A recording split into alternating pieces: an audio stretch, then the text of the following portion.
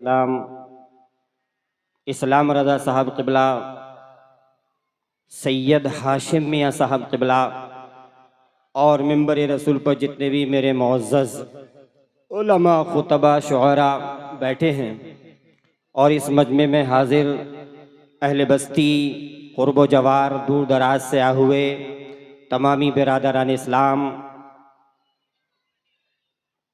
پردے کی آڑ سے آوازوں کو سننے والی اسلامی رشتے کی ماؤں بہنوں، عزیز بچوں، نوجوان ساتھیوں، السلام علیکم ورحمۃ اللہ وبرکاتہ۔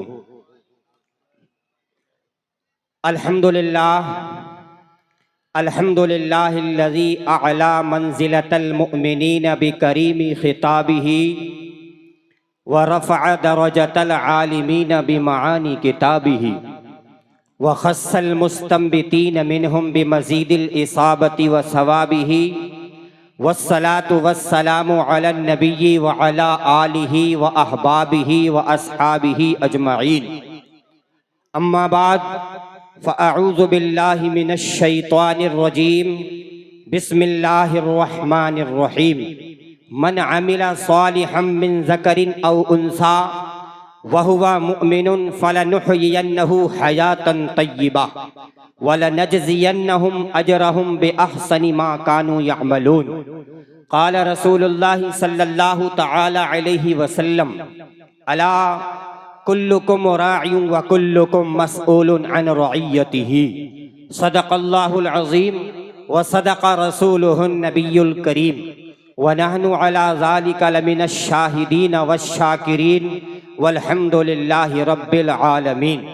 آئیے حضرات، سب سے پہلے ہم اور آپ نہایتی ادب و عقیدت و احترام کے ساتھ اپنے آقا و مولا جان عالمین طٰہٰ یاسین، انیس بے کساں، چارہ ساز درد منداں، رحمت عالم، نور مجسم، ساقی کوثر، شافع محشر، رحمت للعالمین، سیاہ لامکاں، باعث ایجاد عالم، فخر آدم و بنی آدم، رہبر انسانیت، محسن انسانیت، حضرت آمنہ کے نور نظر، حضرت عبداللہ کے لخت جگر، شیر خدا کے برادر، عمر و عثمان کے رہبر، رفیق ابو بکر، حضور احمد مجتبیٰ محمد مصطفیٰ صلی اللہ تعالی علیہ وسلم کی بارگاہ بے کس پناہ میں جھوم جھوم کر ایک مرتبہ بآواز بلند درود پاک پڑھ لیں۔ اللہم صلی علی سیدنا و مولانا محمد وعلی آل سیدنا و مولانا محمد وبارک وسلم صلاۃ تبقى وتدوم بدوام الملک الحی القیوم۔ آدمی چھوٹا یا بڑا کوئی نہیں، سب کی اپنی مصلحت ہے، بے وفا کوئی نہیں۔ آدمی چھوٹا یا بڑا کوئی نہیں، سب کی اپنی مصلحت ہے، بے وفا کوئی نہیں۔ اور عظمتیں ان کو ملی، قدرت بھی جن کے ساتھ تھی، عزتیں ان کو ملی، قدرت بھی جن کے ساتھ تھی۔ سب کو تھا یہ نشہ کہ مجھ سے بڑا کوئی نہیں، سب کو تھا یہ نشہ کہ مجھ سے بڑا کوئی نہیں۔ اور اچھے دنوں کی آرزو قرآن کے بغیر، فردوس مل نہ پائے گی ایمان کے بغیر۔ اچھے دنوں کی آرزو قرآن کے بغیر، فردوس مل نہ پائے گی ایمان کے بغیر۔ ارے دنیا جنہیں رسول کے صدقے میں مل گئی، دنیا جنہیں رسول کے صدقے میں مل گئی، وہ رہنا چاہ رہے ہیں مسلمان کے بغیر، وہ رہنا چاہ رہے ہیں مسلمان کے بغیر۔ اور بہت ہی اچھے اشعار آپ نے آج کی اس کانفرنس کے نقیب عالی جناب حافظ و قاری ناظم رضا عثمانی صاحب سے سماعت کیے۔ میرا ایک شعر اور سنیں۔ ایک شاعر کہتا ہے کہ چمن کے عقیدتوں کا چمن لال زار ملتا ہے، نصیب والوں کو ہی دنیا میں پیار ملتا ہے۔ ذرا محبت سے بولے سبحان اللہ۔ عقیدتوں کا چمن لالا زار ملتا ہے، نصیب والوں کو ہی دنیا میں پیار ملتا ہے۔ ارے کوئی مانے یا نہ مانے مگر یہی حقیقت ہے، کوئی مانے یا نہ مانے مگر یہی حقیقت ہے۔ نبی کے ذکر سے دل کو قرار ملتا ہے، نبی کے ذکر سے دل کو قرار ملتا ہے۔ کیسے ممکن ہے حقائق بھی سرابوں میں ملے، رحمت حق کے نشاں کیسے عذابوں میں ملے۔ اور نشہ عشق محمد سے خدا ملتا ہے، یہ وہ نشہ نہیں جو تم کو شرابوں میں ملے۔ زمانے بھر کے مصائب کا علاج ہے فقط قرآن، ان سب کا حل اس کے جوابوں میں ملے، ان سب کا حل اس کے جوابوں میں ملے۔ اور سے حضرت پیر طریقت محبت شاہ میاں شیروں والے میاں رحمت اللہ علیہ کے دربار میں حاضر آنے والے، تشریف لانے والے تمام سامعین و سامعات، آج آپ اس جلسہ جو عرس مقدس کے موقع پر یہ منعقد کیا گیا بنام اصلاح معاشرہ کانفرنس، آپ دیکھ رہے ہیں نعرہ تکبیر، نعرہ رسالت، نعرہ غوثیت، مسلک اعلیٰ حضرت شاعر ہندوستان بھائی احمد الفتاح فیض آبادی، نعرہ تکبیر، نعرہ رسالت، شاعر ہندوستان احمد الفتاح فیض آبادی۔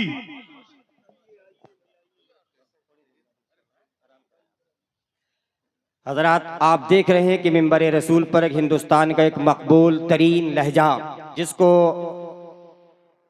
شاعر اہل سنت عالی جناب احمد الفتاح صاحب کے نام سے جانا اور پہچانا جاتا ہے، پوری شان شاعری کے ساتھ منبر رسول پر جلوہ بار ہو چکے ہیں۔ میرے بعد انشاءاللہ آپ ان کے دلکش مترنم لب و لہجے والی نعت و منقبت سماعت فرمائیں گے۔ ایک مرتبہ اور درود پاک پڑھ لیں، صلی اللہ علی النبی الامی وآلہ واصحابہ صلی اللہ تعالی علیہ وسلم۔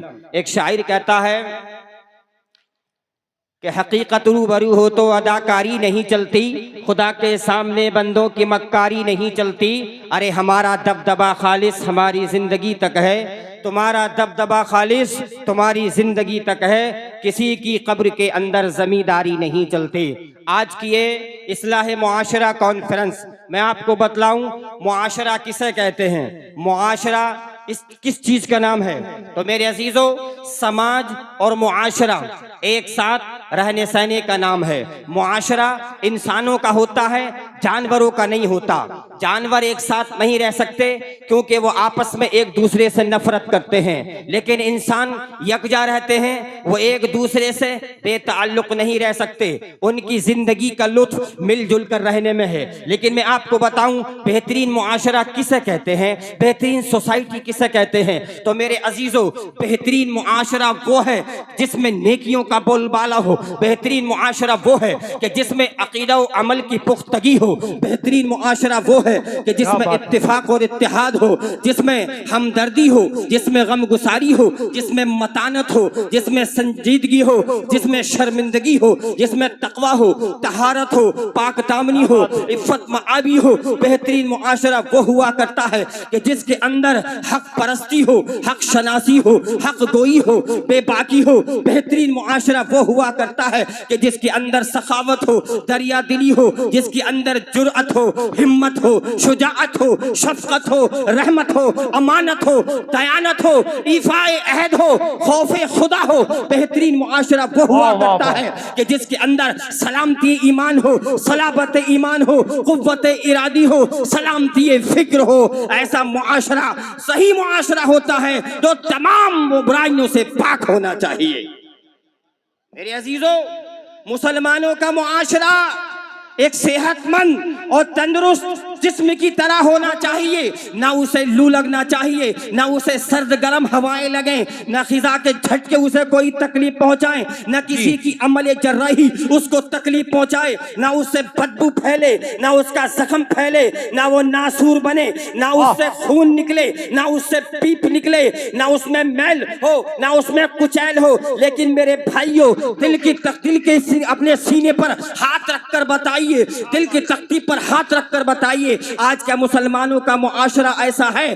آج مسلمانوں کے اندر کون سی ایسی کمی ہے جو آج نہیں ہمارے اندر پائی جا رہی ہے؟ اگر کسی کے جسم پر پھوڑا نکل آئے، اگر کسی کے جسم پر زخم ہو جائے تو کیا وہ اس کا علاج نہیں کرے گا؟ کیا وہ ڈاکٹر کے پاس جا کر یہ نہیں کرے گا میرے اس پھوڑے کا علاج کیا جائے، اس پھنسی کا علاج کیا جائے؟ یقیناً وہ کہے گا ڈاکٹر صاحب نشتر چلا کر میرے زخم کو پاک صاف کر دیا جائے، مرہم پٹی کی جائے۔ یقیناً وہ صاف کرنے لوٹنے کی کوشش کرے گا. لیکن میرے عزیزو آج مسلم معاشرے کے اندر یہ مسلم معاشرہ آج جس ابو حالی کا شکار ہے, جو بگاڑ اور فساد اس معاشرے کے اندر پائے جا رہے ہیں. ارے کون سی ایسی برائی ہے جو آج مسلم معاشرے کے اندر نہیں ہے؟ اگر ہم اس کا علاج نہ کریں, اس کو ایسے ہی چھوڑ دیا جائے, اگر اس کے زخم سے ایسے ہی خون نکلتا رہے, ایسے ہی پیپ نکلتی رہے, اس میں تعفن ہو جائے, اس سے بدبو آتی رہے, بدن لاشائے بے جان بن جائے, میرے عزیزوں مسلمانوں کا معاشرہ ایسا نہیں ہوتا ہے.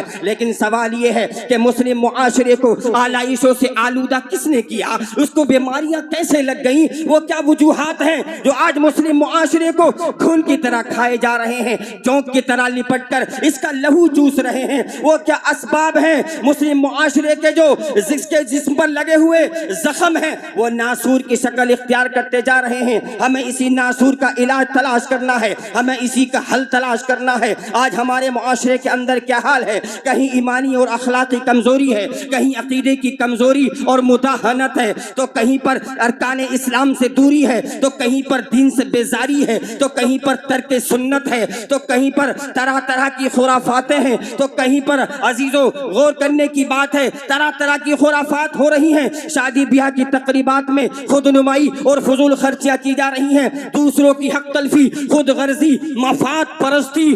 آج ہمارے اندر ہمارے سینوں میں عداوتیں ہو گئیں, شقاق ہو گئے, آج جلن ہے, کینے ہیں, بغض ہیں, حسد ہیں, ایک دوسرے کا تمسخر, تو کہیں پر مذاق اڑایا جا رہا ہے. آج مسلم معاشرے کے اندر خود بینائی بڑھ چکی ہے, خود ستائی بڑھ چکی ہے. ایک طرف آج مسلم معاشرے کے اندر کہیں پر رشوت کی گرم بازاری ہے, تو کہیں پر بے تحاشا سودی لین دین ہے, کہیں پر عیش کوسی ہے, تو کہیں پر عیش پرستی ہے, تو کہیں پر تن آسانی ہے, کہیں پر اقربا پروری ہے, تو کہیں پر میرے عزیزو غور کرنے کی بات ہے کہیں بے حیائی ہے, بے پردگی ہے, بے شرمی ہے, کہیں پر بے حجابی نظر آ رہی ہے. آج مسلمان لڑکیاں جو اپنے مذہب کو چھوڑ کر کے جا رہی ہیں, آج جو مرتد ہو رہی ہیں, جو مشرک ہو رہی ہیں, آج ان کا برین واش کیا جا رہا ہے اور ان کے ذہن میں یہ بات ڈالی جا رہی ہے تو جس مذہب کو مانتی ہے اس مذہب میں تیرے اوپر بڑا ظلم کیا جا رہا ہے, بڑی زیادتی کی جا رہی ہے. لیکن اگر میں یہ بتاؤں فتنہ ارتداد کی اگر بہت بڑی وجہ یہ ہے,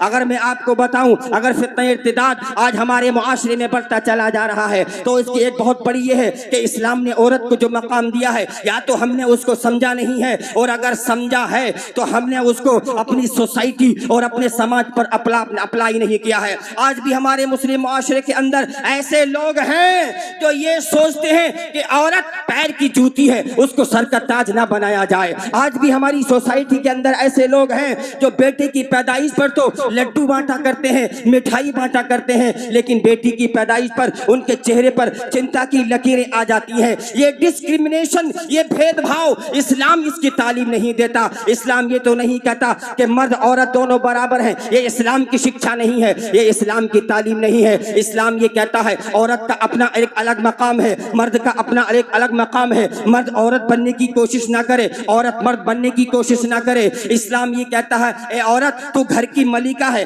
تو شمع محفل نہیں ہے, تو گھر کی ملکہ ہے, تو گمنامی کے اندھیرے میں رہ کر سماج کو وہ ہیرے عطا کرتی ہے کہ جس پر سماج فخر کرتا ہے. عزیزان ملت, آج امام بخاری رحمت اللہ علیہ کی لکھی ہوئی کتاب بخاری شریف آج مسلمان مدارس کے اندر مسلمان کے بچے پڑھتے ہیں, لیکن امام بخاری کی ماں کا نام کسی کو پتہ نہیں. امام مسلم کی کتابیں پڑھی جاتی ہیں لیکن آپ کی ماں کا نام کسی کو معلوم نہیں. امام احمد بن حنبل کی لوگ ہمت اور شجاعت کے واقعات پڑھتے ہیں, آپ کی ماں کو کون جانتا ہے. امام مالک کی لکھی ہوئی کتاب حدیث کی کتاب آج مدارس کے اندر پڑھائی جاتی ہے لیکن ان کی ماں کو کون جانتا ہے. یہ عورت ہی تو ہوتی ہے کہ جس نے جو سماج کو امام اعظم جیسا امام دیا, امام مالک جیسا امام دیا, امام شافعی جیسا امام دیا, جس نے دنیا کو امام بخاری جیسا بخاری شریف کی حدیث کی کتاب لکھنے والا امام دیا. ارے یہ عورت ہے کہ جس نے ایسے ایسے انمول ہمیں ہیرے اور نگینے عطا فرمائے کہ جس پر مسلم معاشرہ آج فخر کرتا. بابا نعرے تکبیر,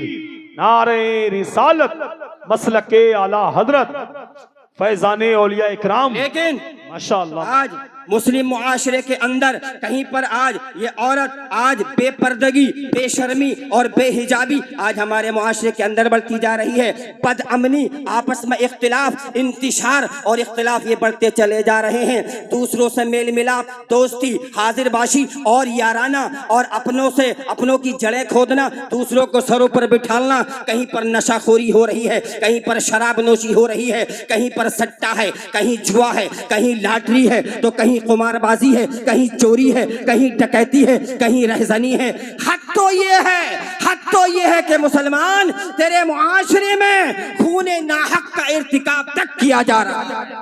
تمہیں پتہ نہیں ہے ایک مسلمان کا جان مال، عزت و آبرو دوسرے مسلمان پر حرام ہے. کسی کا مال لینا، کسی کی عزت سے کھیلنا یہ اسلام حرام قرار دیتا ہے. عزیزان ملت، یہ اتنا بڑا گناہ ہے. اللہ کے نبی صلی اللہ علیہ وسلم فرماتے ہیں لَوَزَوَالُ الدُّنْيَا أَهْوَنُ عَلَى اللَّهِ مِنْ قَتْلِ رَجُلٍ مسلم. اللہ کو دنیا کا تباہ و برباد کر دیا جانا تو منظور ہے، لیکن مسلمان کا قتل کر دیا جانا منظور ہے. دوسری حدیث میں اللہ کے نبی فرماتے ہیں لَوْ أَنَّ أَهْلَ السَّمَاءِ وَالْأَرْضِ اشتركوا في دم مومن لأكبهم الله في النار. اگر بالفرض سارے زمین و آسمان والے اگر کسی مسلمان کے قتل میں شامل ہو جائیں تو اللہ سب کو جہنم میں جھونک دے گا. لیکن یہ مسلمان تجھے پتہ نہیں ہے تیرے نبی کی تعلیم کیا ہے. میرے نبی کی تعلیم تو یہ ہے المسلم من سلم المسلمون من لسانہ ویدہ.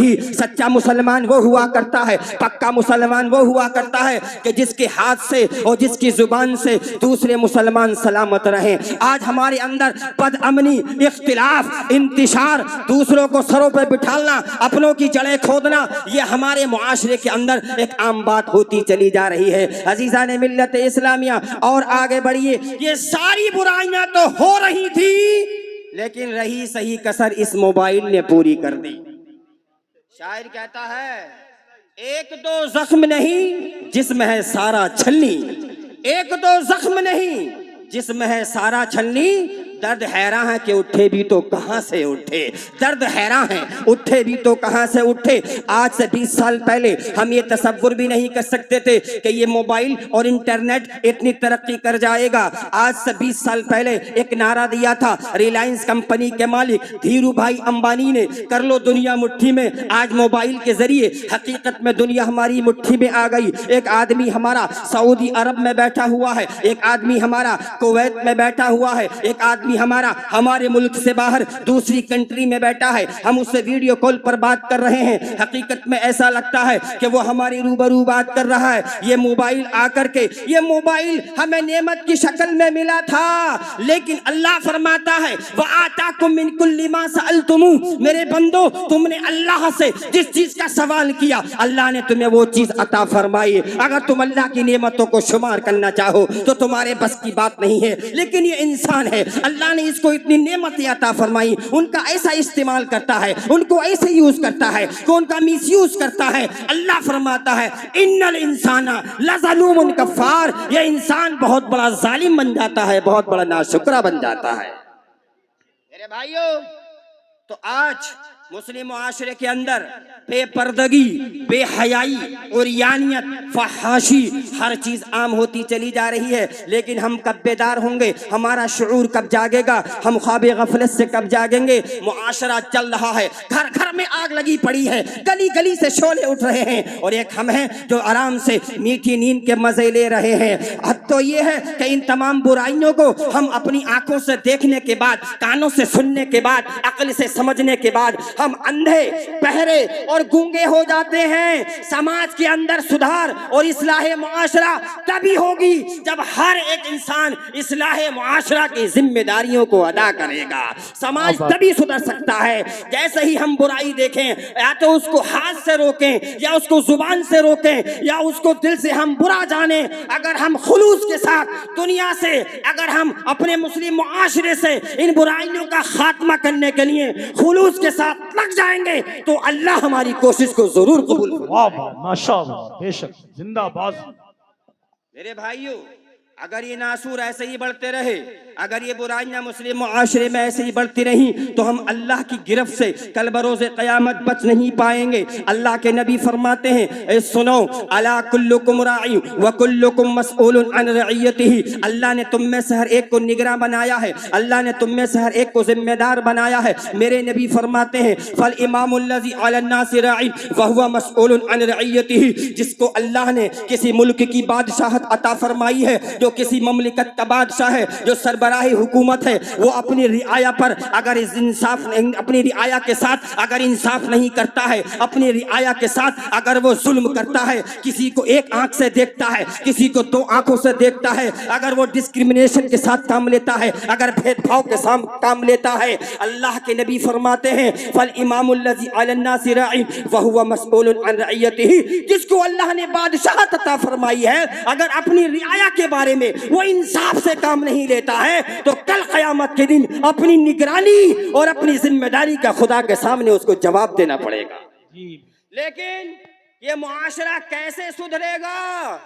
جس معاشرے کے اندر جب انصاف ہوتے ہیں، جب مکھیا انصاف کرتے ہیں تو ووٹوں کی تعداد دیکھ کر، اور جب حاکم انصاف کرتے ہیں تو نوٹوں کی گڈی کو دیکھ کر۔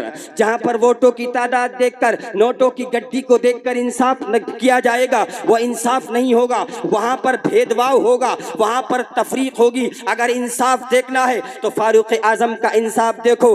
آپ کے دربار میں دو مسلمان بھائی ایک مقدمہ لے کر کے آتے ہیں، معاملہ یہ ہوا کہ ایک مسلمان نے دوسرے کو زمین بیچی، جس نے زمین خریدی جب اس نے ہل چلایا تو اس میں سے سونا نکل آیا، کچھ خزانہ نکل آیا۔ اس نے سوچا میں نے تو صرف زمین خریدی تھی، خزانہ تو میں نے نہیں خریدا تھا، لاؤ یہ جس کا حق ہے اس کو واپس کر دیا جائے۔ جس سے زمین خریدی ہے یہ لے خریدنے والا اس کے پاس جاتا، بھائی جو زمین میں نے آپ سے خریدی تھی، جب میں نے اس میں ہل چلایا تو اس میں سے یہ خزانہ نکل آیا، لہٰذا اس خزانے کو آپ لے لیجئے۔ لہٰذا ان کی ایمانداری، ان کے پیار و محبت پہ قربان جاؤ۔ نیائے اور انصاف اور عدل کرنے کے کیا طریقے تھے، وہ کیا معاشرہ تھا، وہ کیا سماج تھا، کتنی انسیت، کتنا لگا ان کے اندر تھا۔ کہتا بھائی جو زمین آپ نے بیچی اس میں خزانہ نکل آیا، میں نے صرف زمین خریدی ہے، خزانہ نہیں خریدا ہے، لہذا آپ اپنا خزانہ واپس کر لیجئے۔ آگے سنیے، وہ کہتا بھائی میں نے زمین بیچ دی تو زمین سے جتنا بھی فائدہ حاصل ہوگا وہ سب آپ کا ہے، زمین سے جو بھی خزانہ نکلا وہ آپ کا ہے، اس کے مالک آپ ہیں، میں اس کا مالک نہیں ہوں۔ وہ کہتا ہے نہیں یہ آپ کا ہے، وہ کہتا ہے یہ آپ کا ہے، ایسے ہی بات بڑھ جاتی ہے۔ دونوں کہتے ہیں چلو فاروق اعظم کے دربار میں چلتے ہیں، عمر بن خطاب کے دربار میں چلتے ہیں۔ وہ فاروق اعظم جن کے بارے میں شاعر کہتا ہے یہ زمین پر لہلہاتے عدل کے لاکھوں شجر ہوتے، زمین پر لہلہاتے عدل کے لاکھوں شجر ہوتے، جہاں میں امن ہوتا راستے سب بے خطر ہوتے، جہاں میں امن ہوتا راستے سب بے خطر ہوتے۔ ارے جو ہیں معصوم بچ جاتے سزا مجرم کو مل جاتی، جو ہیں معصوم بچ جاتے سزا مجرم کو مل جاتی۔ کاش اس دور میں حاکم میرے حضرت عمر ہوتے، کاش اس دور میں حاکم میرے حضرت عمر ہوتے، ہمارے واسطے بخشش کا ہر سامان لے آئے۔ امام الانبیاء دنیا میں جب قرآن لے آئے، مچی ہے کفر میں ہلچل، بہت کوہرام برپا ہے، سنا ہے جب سے آقا پر عمر ایمان لے آئے۔ کہتا بھائی خزانہ لے لو، کہتا نہیں اس کے مالک تم ہی ہو، میں نے زمین بیچ دی، جتنا بھی فائدہ ہوگا سب کا سب تمہارا ہوگا۔ دونوں عدالت فاروقی میں جاتے ہیں، آج بھی عدالتیں ہوتی ہیں، جہاں پر عدالتیں ہوتی ہیں وہاں پر آپ کو عداوتیں نظر آئیں گی۔ آج کا انسان جب عدالت کے اندر اپنا کیس دائر کرنے کے لیے جاتا ہے، یا تو بھائی کا حق مارنے کے لیے جاتا ہے، یا پڑوسی کو ستا کر کے جاتا ہے، یا تو کسی کا سر پھوڑ کر کے جاتا ہے، یا کسی کو ناجائز ستا کر کے جاتا ہے۔ میرے نبی فرماتے ہیں الراشی والمرتشی کلاہما فی النار، رشوت لینے والا اور رشوت دینے والا دونوں کے دونوں جہنمی ہیں۔ یہاں پر علماء ایک رخصت دیتے ہیں، اگر کسی کا حق مارا جا رہا ہے، کسی پر ظلم کیا جا رہا ہے، اگر ایسے موقع پر وہ حاکم کو رشوت دیتا ہے تو کچھ شریعت تھوڑی چھوٹ ہمیں دیتی ہے، لیکن وہی مارے، وہی ظالم بن جائے اور وہی منصف بن جائے، وہی رشوت دے، ایسوں کے بارے میں اللہ کے نبی فرماتے ہیں الراشی والمرتشی کلاہما فی النار، رشوت دینے والا اور رشوت لینے والا دونوں کے دونوں جہنمی ہیں۔ تو آج جہاں عدالتیں ہوتی ہیں وہاں پر عداوتیں ہوتی ہیں۔ آج عدالت میں مقدمہ دائر کرنے والا انسان کہتا ہے جب تک میرے جسم کے اندر خون کا آخری قطرہ ہے میں اپنا حق لے کر کے رہوں گا. دوسرا بھی کہتا ہے جب تک میری آخری سانس چلے گی میں اپنے حق کے لیے لڑتا رہوں گا. لیکن ایک وہ بھی بھائی ہیں دونوں لڑ رہے ہیں, کہتا تیرا حق ہے, کہتا نہیں بھائی یہ تیرا حق ہے. دونوں فاروق اعظم کے پاس پہنچتے ہیں, کہتے ہیں امیر المومنین ہمارا انصاف کر دیجئے, ہمارا فیصلہ کر دیجئے. کہا کیا معاملہ؟ کہا میں نے زمین خریدی, اس نے بیچی, زمین سے خزانہ نکل آیا, میرا بھائی کہتا ہے یہ تیرا ہے اور میں کہتا ہوں یہ تیرا ہے. آج ہم کہتے ہیں میرا ہے, پڑوسی کہتا ہے میرا ہے. میرا آپ اشارہ سمجھ جائیے, آج تو ایک ایک بالش زمین کی خاطر مسلمان ایک دوسرے کو گالی تو کیا دوسروں کے خون بہانے کے لیے تیار ہے. ارے 20-20 سال سے ایک ساتھ رہنے والا مسلمان ایک معمولی بات پر اگر اپنے دوست سے ذرا سی دشمنی ہو جاتی ہے تو اسے جھگڑے پر آمادہ ہو جاتا ہے. لیکن کہتا نہیں یہ تیرا حق ہے, وہ کہتا میرا حق ہے. امیر المومنین فیصلہ کر دیجئے. اب جو فیصلہ کرنے والے تھے اللہ نے ان کو بھی بڑی سمجھ عطا فرمائی تھی, بڑا شعور عطا فرمایا تھا, بڑا احساس عطا فرمایا تھا. کہا حق میں کس کے بارے میں فیصلہ کیا جائے؟ امیر المومنین نے فرمایا سنو, تمہاری کوئی اولاد جوان ہے؟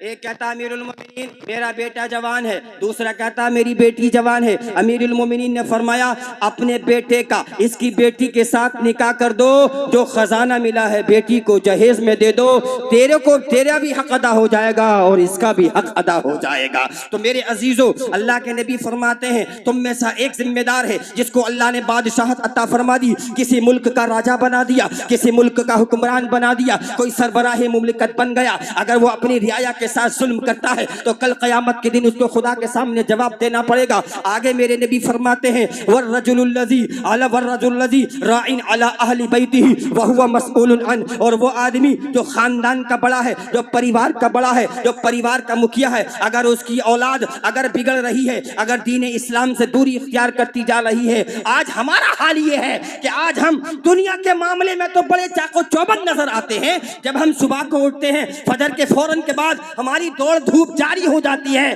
شام تک ہم کرتے ہیں تو دنیا کے لیے, چلتے ہیں تو دنیا کے لیے, محنت کرتے ہیں تو دنیا کے لیے, جد و جہد کرتے ہیں تو دنیا کے لیے. میرا اللہ قرآن میں فرماتا ہے یا ایھا الذین آمنوا قوا انفسکم واہلیکم نارا, ایمان والو اپنے آپ کو اور اپنے پریوار کو, اپنی فیملی کو بچاؤ جہنم کی اس آگ سے جس کا ایندھن انسان اور پتھر ہے, جس کا ایندھن آدمی اور پتھر ہے, جو ناشکروں کے لیے تیار کی گئی ہے. آج ہمارا حال یہ ہے کہ ماں باپ کو اولاد کے دین کی پرواہ نہیں ہوتی, اولاد کو ماں باپ کے دین کی پرواہ نہیں ہوتی. آج ہمارا حال یہ ہے کہ شوہر اگر نماز کے لیے جاتا ہے تو بیوی پڑی سو رہی ہے, اگر بیوی نماز پڑھ رہی ہے تو شوہر پڑا ہوا سو رہا ہے. بیوی کو شوہر سے مطلب نہیں, شوہر بیوی سے نالا ہے. اسی طریقے سے آج ہمارا حال یہ ہو گیا کہ جو قائدین ہیں وہ عوام سے کوئی مطلب نہیں رکھتے, جو عوام ہیں وہ قائدین سے مطلب نہیں رکھتے. آج حکام ماتحتوں سے غافل ہیں اور ماتحت حکام سے غافل ہیں. میرے عزیزو میرے نبی فرماتے ہیں جس کو اللہ نے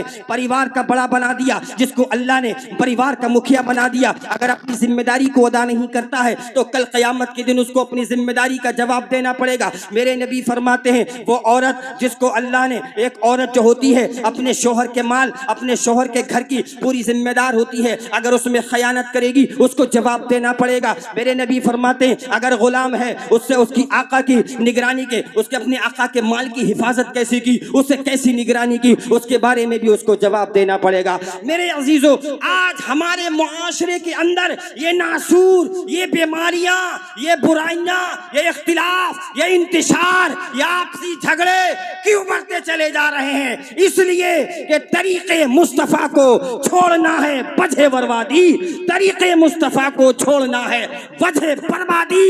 اسی سے قوم دنیا میں ہوئی بے اقتدار. نعرہ تکبیر, نعرہ رسالت, مسلک اعلی حضرت خطیب اہل سنت علامہ سجاد صاحب قبلہ.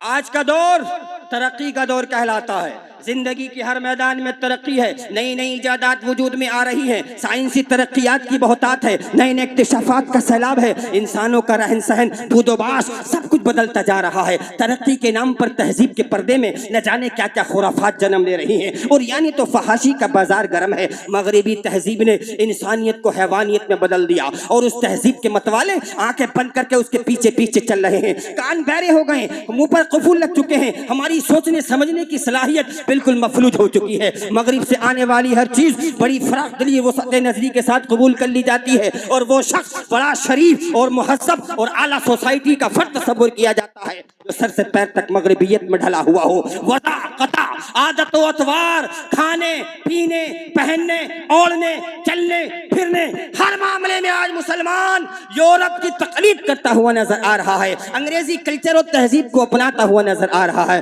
لیکن اے مسلمان، تجھے کامیابی یورپ کے کلچر میں نہیں ملے گی، تجھے یورپ کی تہذیب میں نہیں ملے گی، غیروں کے طریقے کو اپنانے میں نہیں ملے گی۔ تجھے کامیابی ملے گی تو اللہ کے فرمان پر عمل کرنے سے۔ میرے عزیزو آگے بڑھئے، رہی صحیح کسر اس موبائل نے پوری کر دی۔ یہ موبائل بڑے کام کی چیز ہے۔ پہلے اگر کسی کے یہاں انتقال ہوتا تھا، لوگ بائکوں سے اور سائیکلوں سے خبریں کرنے کے لیے جاتے تھے، جب تک خبر کرنے والا واپس نہیں آتا تھا تب تک اس کی تدفین نہیں ہوتی تھی، بڑی مشکلیں ہوا کرتی تھیں۔ آج اگر کسی کے گھر میں انتقال ہوتا ہے تو فوراً واٹس ایپ پہ ڈال دیا، گروپ پہ ڈال دیا، فوراً خبر کر دی، فون کر دیا، سب کو اطلاع مل گئی۔ اور اس موبائل نے گھڑی کا کام یہ موبائل کر رہا ہے، اور ہمارے بینکنگ سسٹم کو پورا اس موبائل نے ہمارے ہاتھوں میں لا کر کے رکھ دیا۔ بہت سارے ایسے کام ہیں یہ ہمارے فائدے کے لیے، لیکن آج میں سب کو نہیں کہتا ہوں، بسا اوقات آپ آج 50 سال ادھیڑ لوگوں کے عمر کے آج آپ موبائل دیکھیے اور چیک کیجئے، کیا وہ چیز نہیں دیکھ رہے ہیں، کیا وہ کام نہیں کر رہے ہیں جس کی پیشین گوئی میرے آقا نے 1446 سال پہلے فرما دی۔ ایک حدیث سن لیں اور بات ختم کر لیں۔